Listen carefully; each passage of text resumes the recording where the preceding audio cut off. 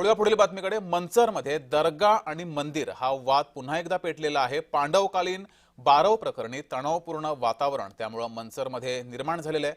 मंचरमध्ये police बंदोबस्त वाढवला गेलाय। दर्ग्याखाली मंदिर असल्याचा हिंदुत्ववादी संघटनांनी दावा केला होता। राज्यसभा खासदार मेधा कुलकर्णी यांनी मंचर येथे भेट देत या संपूर्ण परिस्थितीची पाहणी सुद्धा केली। त्यावेळेस त्यांनी संबंधित दर्ग्याच्या बांधकामाबाबत प्रांत अधिकाऱ्यांना कारवाई करण्याच्या सूचना दिल्याची माहिती समोर आली आहे। आता हे कमी करणार आहे, तुम्ही मला काही करा।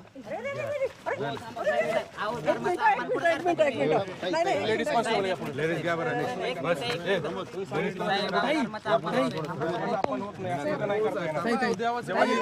देवाचा फोटो तुम्ही घेताय, माझ्या देवाचा फोटो घेताय तुम्ही, मला दे पाहिजे।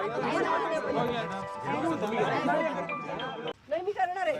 माझ्याकडे निगोटवाडी हद्दीत साहेब गाड्याच्या इकडे ना निगोटवाडी हद्दीत आहे। तुमची जागाच नाही आहे की नाही? जागा तर तुम्ही बांधलं कसं सरकार जागेत?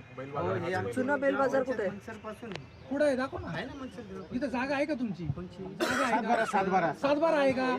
सातबारा मग आता कसं काय तुम्ही? आर्टिकल तुम्ही सरकार जागा बांधलंय। मी बांधू का इथं पुढं? त्याच्यावर नाव नाहीये। मी पुढे बांधू का इथं? तुम्हाला त्याचं बी उत्तर काय होतं साहेब, ऐकून आहे ना यांनी पार वाटोळ केले। नाही ना ते काय काढून टाकू ना। साहेब आता हे 7-8 जण कुठले होते विचारा बरं त्यांना, इथं होते ते एकही ओळखीचं नव्हतं। माझ्याकडे निगोटवाडी हद्दीत साहेब 2 महिन्यापूर्वी ती जागा सर्वे केली होती। तहसीलदार आले होते, प्रांत आले होते, त्यांनी ती सगळी जागा तपासलेली आहे। जिल्हाधिकाऱ्यांनी त्याच्यावर आदेश केलेले आहेत। त्या जागेवर शासकीय मालमत्ता असल्याचा सातबाऱ्यावर नावं लागलेली आहेत शासनाची। पुन्हा एकदा असं असून सुद्धा इथे काय चाललंय, हे आंधळं दळते आणि कुत्रपीठ खाते हा प्रकार इथे चाललेला आहे। हिंदूंची जागा अशा रीतीने देशभरामध्ये वक्फ म्हणून घोषित केलं जात आहे। अधिक माहिती घेऊया, आपले प्रतिनिधी अमोल दरेकर आपल्या सोबत जोडलेले आहेत। अमोल, दर्ग्याखाली मंदिर असल्याचा हिंदुत्ववादी संघटनांनी दावा केलाय, मात्र या संदर्भात काही पुरावे हे हिंदुत्ववादी संघटनांकडे आहेत का?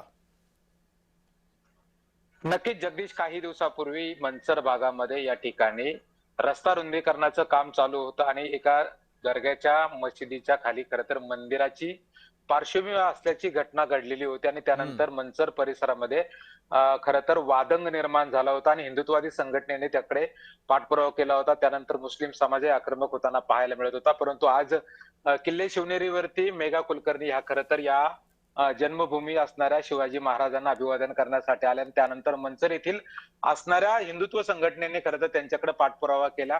आपण आज जी बातमी दाखवतो ती खरं तर मंचर भागामध्ये असणाऱ्या बारव आणि त्या शेजारी असणारा दर्गा यांच्यावरती जो वक्फ बोर्डाने जो दावा केलेला आहे तो खरं तर या ठिकाणी अनेक वर्षांपासून दावा करत असल्याचं पाहायला मिळतंय। जगदीश, आपण जर ही पाहिलं तर पांडवकालीन असल्याचा दावा जो बारव आहे ती पांडवकालीन 1200 वर्षापूर्वीचा असल्याचा दावा हिंदुत्ववादी संघटना करत आहे।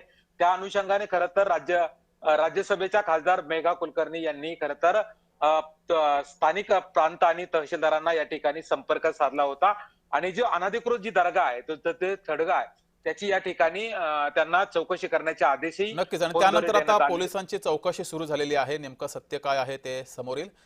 तुम्ही असेच अमोल जोडलेले राहा।